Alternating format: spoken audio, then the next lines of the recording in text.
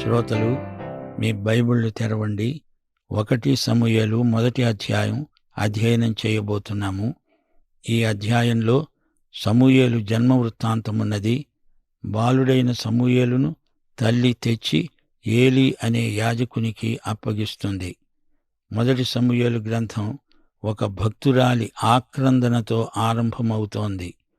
అందరూ రాజు కావాలో అని ఏడుస్తూ ఉంటే హన్నా తనకు కొడుకు పుట్టాలని ఏడుస్తోంది. ఒక మహిళ కన్నీటి మీద దేవుడు తన సింహాసనాన్ని స్థాపిస్తున్నాడు. అడుగో ఏలీ, అతడు ప్రధాన యాజకుడు. షిలోహులో గుడారం ముందు ఆమె ఎంతో భారంతో ప్రార్థన చేస్తూ ఉంటే యాజకుడైన ఏలీ ఆమె తాగిందేమో, మత్తతలో ఏదో మాట్లాడుతూ ఉంది అనుకున్నాడు. ఆమెకు గర్భఫలం కావాలి. అదే వేదనతో ఆమె ప్రార్థిస్తున్నది. ఈ సంగతి తెలుసుకున్న తరువాత అతడు ఆమెను ఆశీర్వదించాడు. హన్నా సమూయేలును కన్నది. ఆమె మొక్కుబడి చెల్లించడానికి ఆలయానికి వచ్చింది. ఎఫ్రాయిము మన్యమందు రామతయిం సోఫీము పట్టణ కాపురస్తుడొకడున్నాడు. అతని పేరు ఎల్కానా. అతని తండ్రి పేరు యెకోహాము. ఎల్కానాకు 2 భార్యలు. పెద్దామె హన్నా, చిన్నామె పెనిన్నా. పెనిన్నాకు పిల్లలున్నారు, కాని హన్నాకు పిల్లలు లేరు. ఎల్కానాకు 2 భార్యలుండేటందుకు దేవుడు అనుమతించాడనుకుంటున్నారా? అలా కానే కాదు. బైబిలులో రాయబడినవన్నీ దేవుడు ఆమోదించాడని కాదు. దేవుడు దాపరికం లేకుండా చరిత్ర ఉన్నది ఉన్నట్లు రాయించాడు. పాపం ఏ రూపంలో ఉన్నా దేవుడు దానిని తప్పక శిక్షిస్తాడు. సైతాను చెప్పిన అబద్ధాలు బైబిల్లో రాయబడి ఉన్నాయి. వాటిని దేవుడు గర్హిస్తాడు, అసహ్యించుకుంటాడు. అబ్రాహాము తన దాసీది అయిన హాగరును కూడినప్పుడు ఆ చర్యను దేవుడు హర్షించలేదు, ఆమోదించలేదు. ఆ పాపానికి కలిగిన ఫలితం ఈ రోజు వరకు పెద్ద సమస్యగా పరిణమిస్తూనే ఉంది. అబ్రహాముకు హాగరు ద్వారా కలిగిన కొడుకు ఇష్మాయేలు. అతడు అరబ్బీ జాతికి శిరస్సు.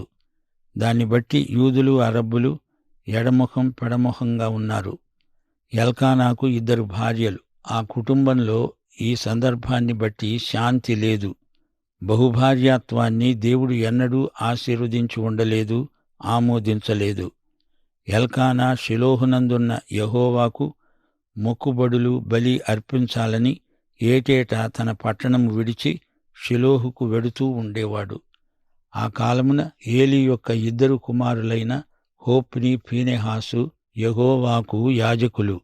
వీరు 2 భ్రష్టులు, బెలియాలు పుత్రులు. వీరు దేవుని పిల్లలు కారు, సైతాను పిల్లలు. యేసు ప్రభు మేడగదిలో శిష్యులతో ఉన్నాడు, కాని వారి మధ్య సైతాను ఉన్నాడు. అతన్ని ఎవ్వరూ ఆహ్వానించనక్కర్లేదు. సైతాను యూదాలో ప్రవేశించాడు. ఆ రాత్రి ఆ మేడగదిని సైతాను భయంకరమైన చోటుగా మార్చాడు. అలాగే షిలోహులో దేవాలయం ఉంది. ఏలీ కుమారుల మూలంగా ఆ దేవాలయ వాతావరణం అపవిత్రమైంది. ఎల్కానా తాను బల్యర్పణ చేసిన నాడు తన భార్య అయిన పెనిన్నాకు, ఆమె కుమారులకు, కుమార్తెలకు పాళ్ళు ఇచ్చేవాడు. గాని హన్నా తనకెంతో ప్రియమైనది గనుక ఆమెకు 2 పాళ్ళు ఇస్తూ వచ్చాడు. గాని హన్నాకు పిల్లలు లేరు. అయినా ఎల్కానా ఆమెను పెనిన్నా కంటే ఎక్కువ ప్రేమించాడు. పెనిన్నా హన్నాను ద్వేషించింది. ఇద్దరికీ బొత్తిగా పడదు. ఆ ఇంటిలో శాంతి లేదు, సమాధానము లేదు. 2 భార్యలుండడం దేవుని చిత్తం కాదు. అయితే హన్నా ప్రార్థనాపరురాలు. తన బాధను, అవమానాన్ని దేవునికి చెప్పుకుంటోంది. ఆమె వైరి అయిన పెనిన్నా తనను ఎంతో విసిగిస్తున్నది. ఆమె సరిగా భోజనం చేసేది కాదు, ఎప్పుడూ ఏడుస్తూ ఉండేది. ఆమె పెనిమిటి అన్నాడు, హన్నా, నీవెందుకు అన్నం తినకుండా ఏడుస్తావు? 10 మంది కుమారుల కంటే నేను నీకు విశేషమైన వాడను కానా? ఏలీ ఆ రోజు మందిర స్తంభము దగ్గర అరుగు మీద కూర్చొనున్నాడు. అప్పుడు ఆమె వచ్చింది. యెహోవా సన్నిధిలో ప్రార్థన చేస్తూ బహుగా ఏడ్చింది. యెహోవా, నీ సేవకురాలిని, నా శ్రమను చూడు, నన్ను మరువక జ్ఞాపకం చేసుకో.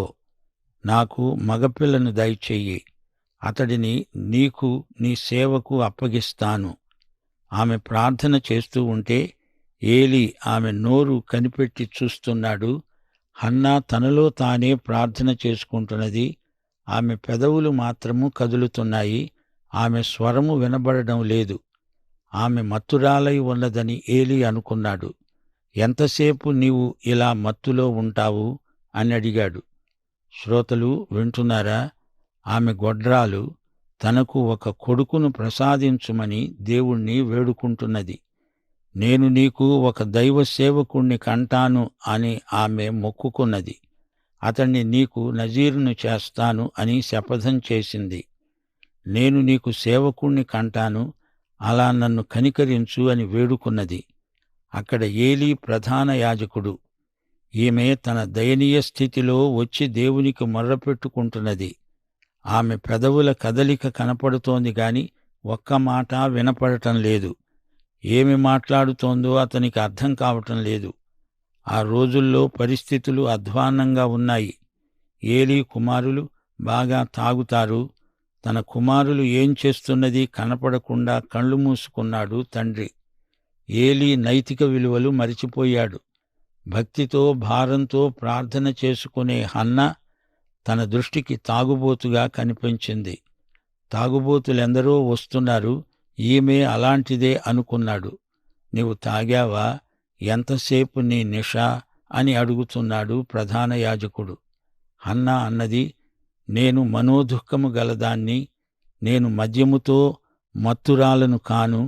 నా ఆత్మను యెహోవా సన్నిధిలో కుమ్మరించుకుంటున్నాను. నన్ను పనికిమాలిన దాన్ని అనుకోవద్దు. నిట్టూర్పులు విడుస్తున్నాను. నాలో నేనే మౌన ప్రార్థన చేసుకుంటున్నాను.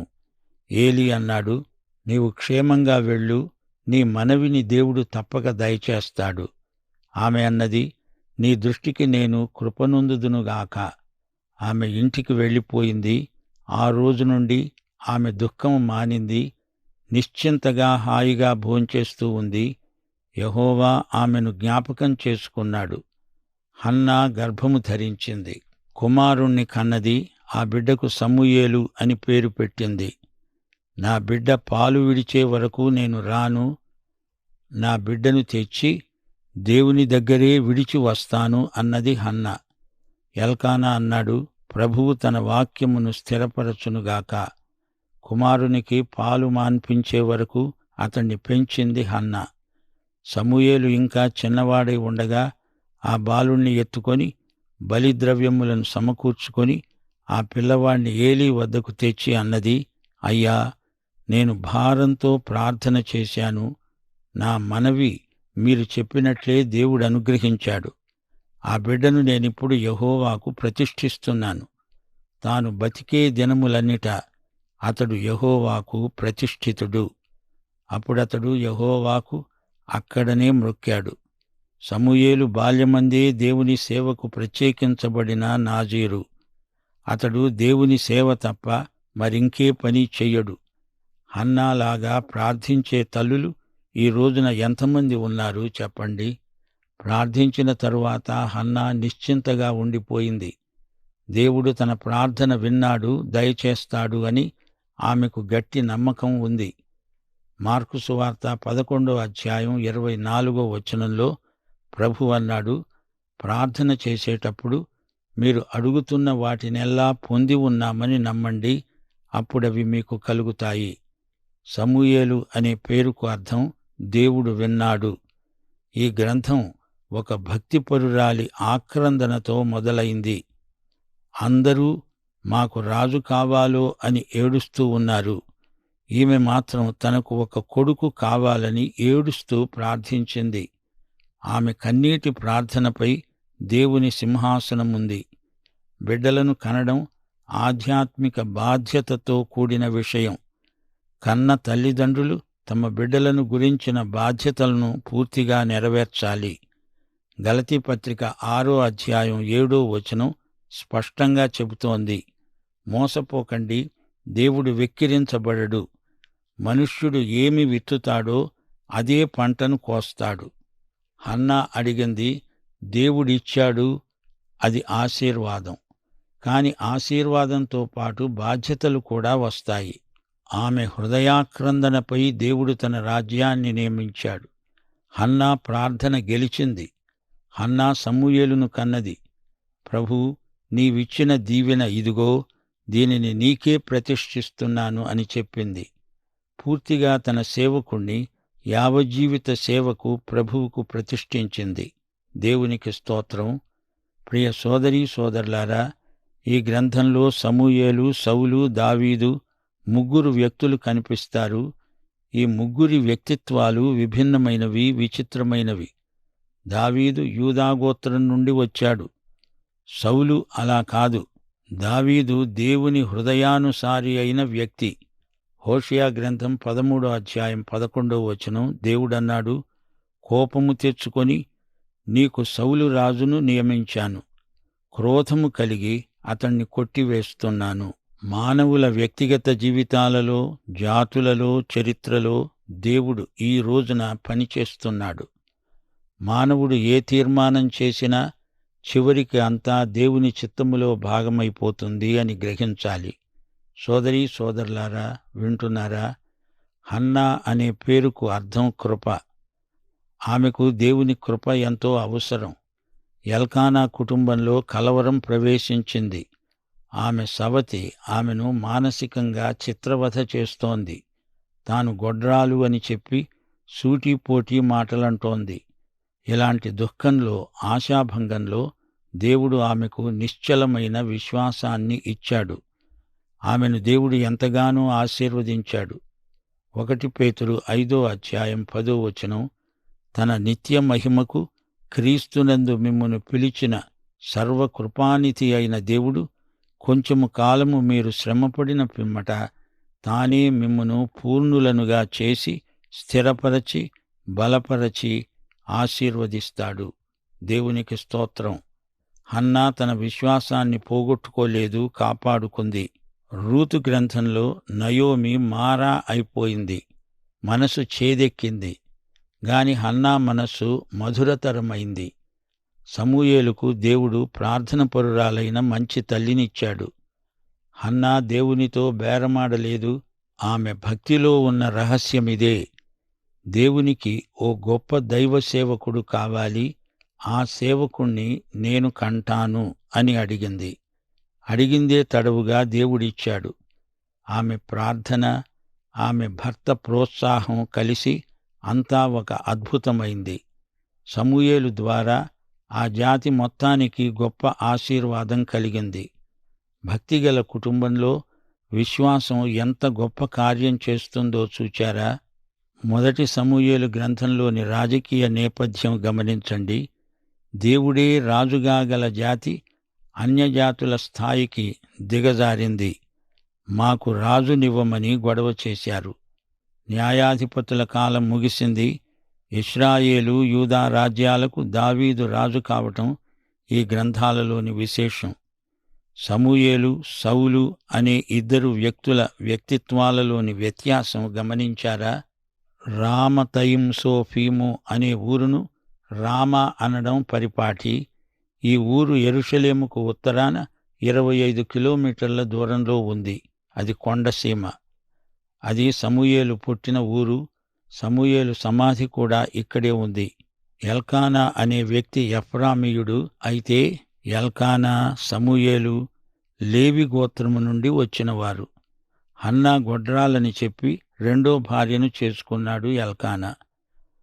సైన్యములకు అధిపతి అయిన యెహోవా అనే నామధేయం పాత నిబంధనలో తరచుగా వినవస్తుంది. సైన్యములకు అధిపతి అని యెహోవాను పేర్కొనడం పాత నిబంధనలో ఇదే మొదటిసారి. దేవుడు మహాశక్తి సంపన్నుడు. పరలోక మహాసైన్యములను పరిపాలించే దేవుడు యెహోవా. రామాకు ఉత్తరాన 25 కిలోమీటర్ల దూరంలో షిలోహు ఉంది. షిలోహు ప్రసిద్ధికెక్కిన యాత్రాస్థలం. ఎల్కానా హన్నాకు 2 పాళ్ళు ఇచ్చాడంటే ఆమెకు పిల్లలు లేకపోయినా ఉన్నట్టే భావించి ఆమెకు 2 పాళ్ళు ఇచ్చాడని గ్రహించాలి. హన్నాను ఎల్కానా ఎంతగానో ప్రేమించి గౌరవించాడు, ఘనపరిచాడు. హన్నా వైరి పెనిన్నా. అంటే పెనిన్నాకు హన్నాకు మధ్య సవితి మత్సరం. హన్నాకు ఇది మానసికమైన చిత్రహింస. హన్నా ఇది భరించలేకపోయింది. షిలోహులో గుడారం, యెరూషలేములో సొలొమోను దేవాలయం. నాజీరు వ్రతదీక్ష తీసుకున్న వ్యక్తి ఎంతో నిష్ఠగా జీవిస్తాడు. నాజీరు దీక్షాపరులు వెంట్రుకలను పెరగనిస్తారు, మంగలి కత్తి తల మీద పడనియరు. ఏలీ కాలంలో దేవాలయం, అక్కడికి వచ్చేవారు పొయ్యేవారు, వాతావరణమంతా అక్రమంతో నిండి ఉన్న రోజులవి. ఏలీ కుమారులను బట్టి దేవాలయ వాతావరణమంతా కాలుష్యమయమైపోయింది. నాయకత్వం నిర్వీర్యమైపోయింది. 16వ వచనంలో హన్నా అన్నది, నీ సేవకురాలినైన నన్ను పనికిమాలిన దానిగా ఎంచవద్దు. ఏలీ కుమారులు పనికిమాలిన వారు అంటే నిష్ప్రయోజకులు, భ్రష్టులు అని అర్థం. 19వ వచనంలో యెహోవా హన్నాను జ్ఞాపకం చేసుకున్నాడు అంటే అంతవరకు మరచిపోయాడని కాదు, ఆమె కోరికను తీర్చాడని, తన కృపను ఆమె పట్ల కనపరిచాడని అర్థం. సమూయేలు పాలు విడిచాడు అంటే 3 సంవత్సరాల వయస్సు వచ్చిందని భావం. సమూయేలు బాలుణ్ణి దేవునికి ప్రతిష్ఠించే సందర్భంలో లేవియకాండం 12వ అధ్యాయంలో చెప్పబడిన దహనబలి, సమాధాన బలి అర్పించారు. సోదరీ సోదరులారా, వింటున్నారా? ఇశ్రాయేలు జాతి బహు సంక్లిష్ట పరిస్థితిలో ఉన్నప్పుడు వారికి నాయకుడు కావలసి వచ్చింది. సమూయేలు, సౌలు, దావీదు ఈ ముగ్గురిలో ఇద్దరు అనగా సమూయేలు, దావీదు గొప్ప నాయకులుగా దేవుని సంకల్పంలో ప్రసిద్ధికెక్కారు. సౌలు ఆరంభం బాగానే ఉంది కాని ముగింపు విషాదాంతం. 1 సమూయేలు గ్రంథం హన్నా ప్రార్థనతో, ఒక కుటుంబములోని గృహ సమస్యతో మొదలు కావటం విశేషం. హన్నా ప్రార్థనకు దేవుడు జవాబిచ్చాడు. ఆమెకు సమూయేలు జన్మించటంలో ఈ గ్రంథమందలి కథా సంవిధానం జాతి చరిత్రకే కొత్త మలుపు. సమూయేలు గొప్ప నాయకుడు, విద్యావేత్త, సంస్కరణాభిలాషి. 1 సమూయేలు 15వ అధ్యాయంలోనే సమూయేలు పదవీ విరమణ చేశాడు. హన్నా అనుభవాలు ఇశ్రాయేలు జాతీయ జీవిత పరిణామానికి అద్దం పట్టినట్లు కనిపిస్తాయి. బాధలో నుండే దేవుని అమూల్య వాగ్దానాలు లేచివస్తాయి. హన్నా యొక్క మాదిరినే జాతి అంతా అనుసరించాల్సి వచ్చింది. నాయకత్వం దేవుడిచ్చేది అయితేనే సఫలమవుతుంది, లేకపోతే అది కాస్త విఫలమవుతుంది. సోదరీ సోదరులారా, ఈ అధ్యాయం ముగింపులో కొన్ని ముఖ్యాంశాలు మీతో పంచుకోగోరుతాము. సమూయేలు పుట్టుక ఆశ్చర్యం. గొడ్రాలు బిడ్డను కన్నది. అలాగే బైబిలులో ఇలాంటి సంఘటనలు కొన్ని ఉన్నాయి. శారా, రెబ్కా, రాహేలు, సంసోను తల్లి, ఎలిజబెతు మొదలైన వ్యక్తులున్నారు. వారందరూ ఇలాగే బిడ్డలను కన్నారు. దేవుడు హన్నా ప్రార్థన విన్నాడు, సత్వరమే జవాబిచ్చాడు. సమూయేలును కని హన్నా ఆ బిడ్డను దేవునికిచ్చింది. దేవుడు విశ్వసనీయుడు.